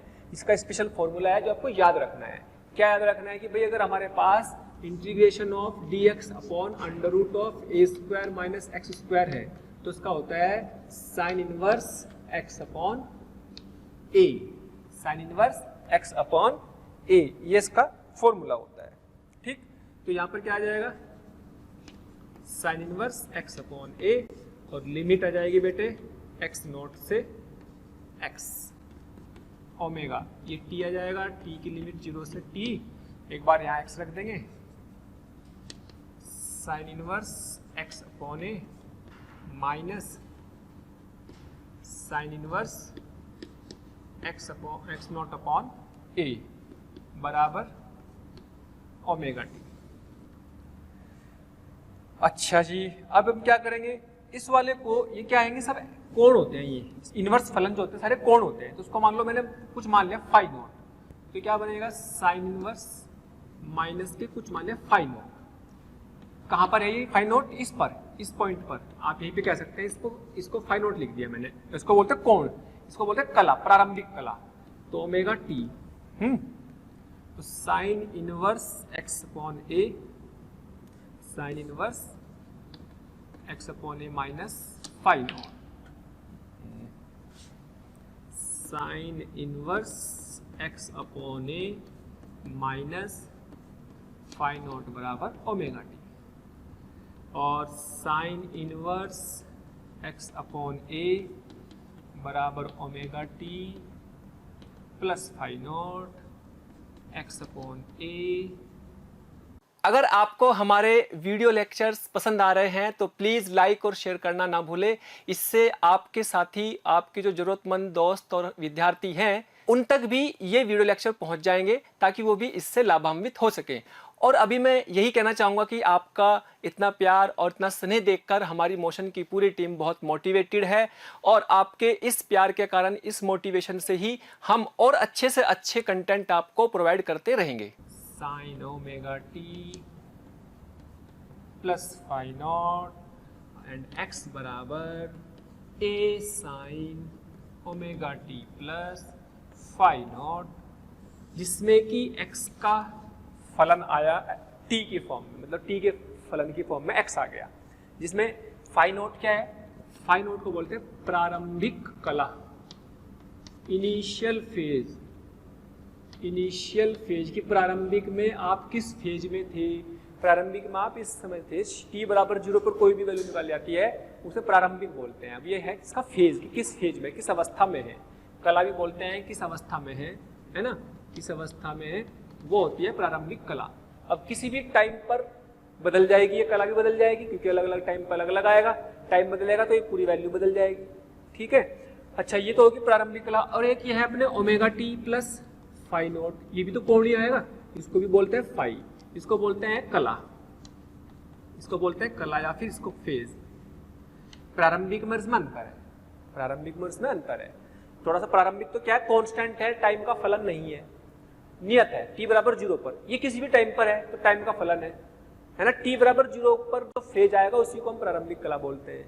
इस यानी कि यही देगा सारी वैल्यूज, t के अलग अलग वैल्यू पे जो कला की वैल्यू आएगी वो कला की वैल्यू बदलेगी, तो यहाँ से x बदल जाएगा, वेलोसिटी बदल जाएगी, सब बदल जाएंगे, है ना। तो अब इसके ऊपर डिस्कशन करेंगे, लेकिन पहली बात पॉइंट की है कि भाई हमारे पास t बराबर 0 पर फाई बराबर फाई नोट आया, जिसकी वैल्यू क्या है साइन इनवर्स x नोट बटे a, है ना, या साइन फाई नोट बराबर x नोट बाई a भी कह सकते हैं। यानी कि t बराबर 0 पर x नोट आ जाएगा, यानी कि x नोट बराबर a साइन फाई नोट भी कह सकते हैं। ये क्या है, प्रारंभिक कला की इंफॉर्मेशन है। सोचो t बराबर 0 रख दोगे तो ये तो आएगा x बराबर a sine omega a sine phi nought, t बराबर 0 पर तो यही आएगा। तो प्रारंभिक कला क्या देती है कि शुरुआत कहाँ से हुई, कहाँ से उसको देखना शुरू किया, उसकी कला क्या है, उसका x नोट क्या है शुरू का। लेकिन इंपॉर्टेंट क्या है, कुल कला, कुल फेज कितना है उसका, कि किसी समय पर वो कण यहाँ यहाँ यहाँ यहाँ कितना है, तो हर पॉइंट पर उसका x कितना होगा, वेग कितना होगा, त्वरण कितना होगा, सारी इंफॉर्मेशन इस कला के अंदर रहती है, फेज के अंदर रहती है। इसलिए फेज बड़ा इंपॉर्टेंट होता है। इसको कंप्लीट को बोलते हैं फाई, और फाई नोट बोलते हैं इनिशियल फेज। ये बहुत इंपॉर्टेंट है, आगे और भी डिस्कशन करेंगे इसके ऊपर। लेकिन पहले इतनी बात ध्यान रखें कि भैया x और t का फलन आ गया, ठीक है।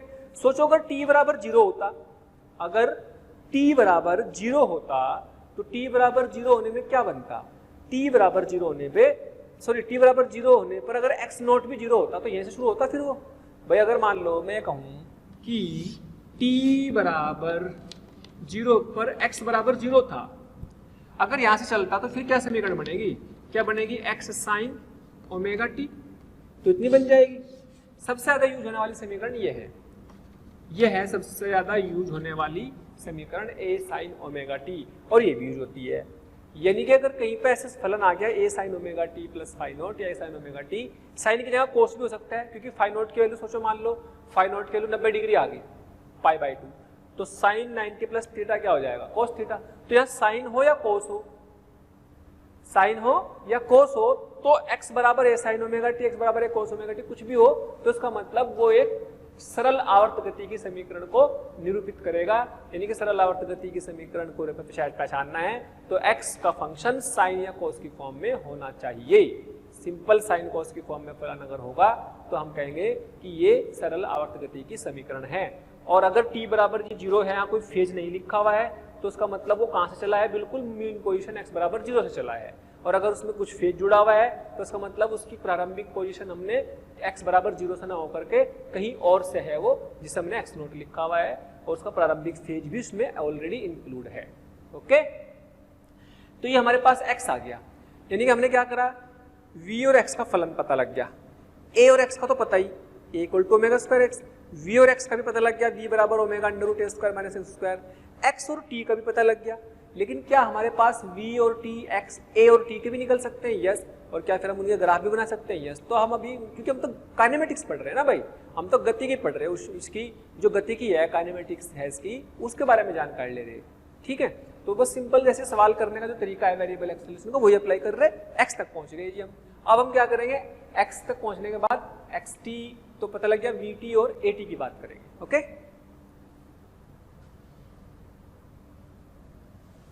चलिए अब हमने x और t का फलन देख लिया, अब हम vt और at का देखते हैं, है ना। विस्थापन के बाद vt एंड at,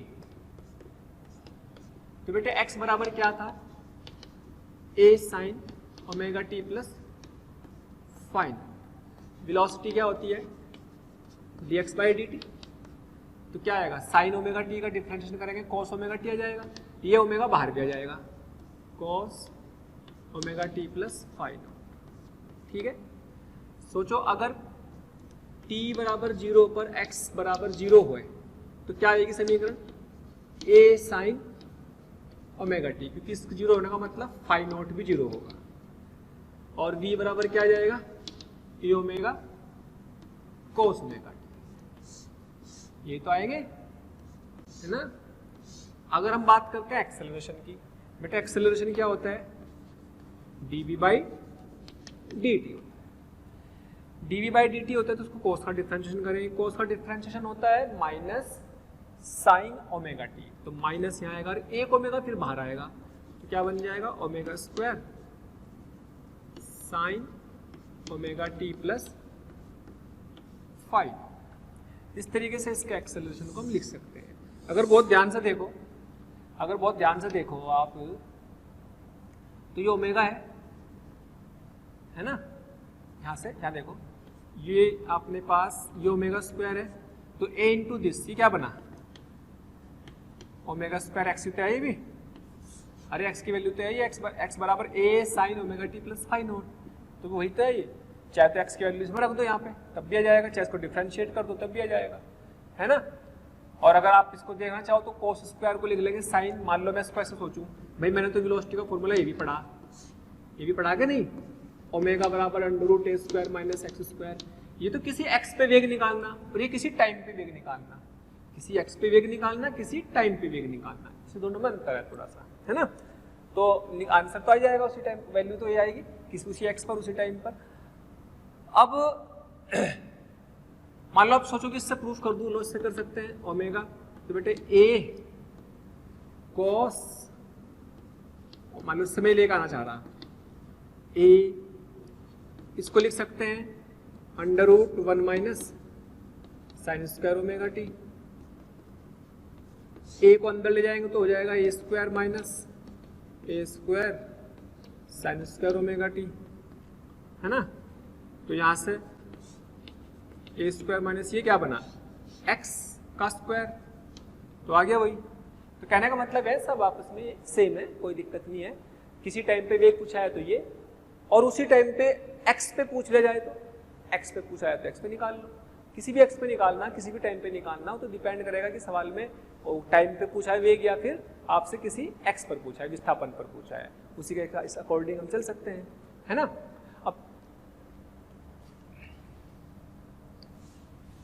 अब जैसे हम थोड़ी सी फेज की बात करते हैं, फेज क्या होता है, क्या करता है।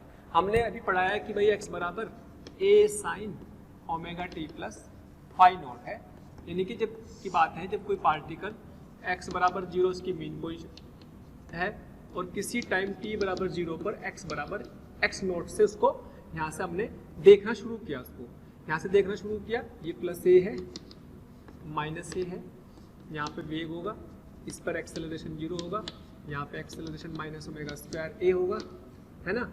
ये मैक्सिमम होगा ये ओमेगा और यहाँ पर वेलोसिटी 0।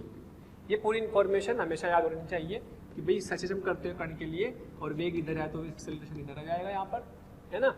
खैर अब बात यह है कि जो हमारे पास फेज है जिसे हम क्या बोलते हैं omega T plus 5 not, that is phase या फिर कला, क्या बोलते हैं कला। इसकी खास बात क्या है कि ये क्या होता है टाइम पर निर्भर करता है, निर्भर करता है। और दूसरी बात यह है कि यह है x a और v को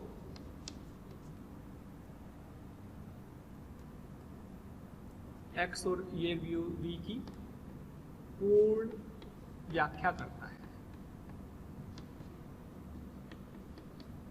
कब कहाँ है पार्टिकल, उस कण की वेग कितना है, भाई वेग का फॉर्मूला क्या है a omega cos omega T plus 5 not, और एक्सेलरेशन का फॉर्मूला क्या है, एक्सेलरेशन का लिख सकते हो, एक तो ये आ गया, एक्सेलरेशन कहीं भी लिख सकते हो minus A omega square sign omega T plus 5 not. तो कहने का मतलब ये होगा कि इन सब की इंफॉर्मेशन इस फेज के अंदर है, अलग अलग टाइम पे फेज बदलेगा, सब कुछ बदल जाएगा। तीसरा पॉइंट ये है कि एट t बराबर 0 phi equal to 5 nought, this is ये है प्रारंभिक फेज कहलाता है, प्रारंभिक कला कहलाती है, प्रारंभिक कला, ठीक है, प्रारंभिक कला कहलाती है। और चौथा पॉइंट ये है कि 5 नॉट यानी कि प्रारंभिक कला, प्रारंभिक कला समय पर निर्भर, समय टाइम पर निर्भर नहीं करती, नहीं करती, यह है कण की प्रारंभिक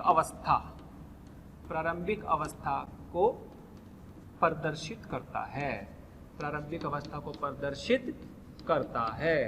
तो जो प्रारंभिक अवस्था है यानी कि शुरू में कहाँ है, t बराबर 0 पर वो मीन पोजीशन पर है, t बराबर 0 पर वो x बराबर 1 सेंटीमीटर पर है, 2 सेंटीमीटर पर है, वो उसकी फाई नोट बता देता है कि कितना उसका प्रारंभिक कला है।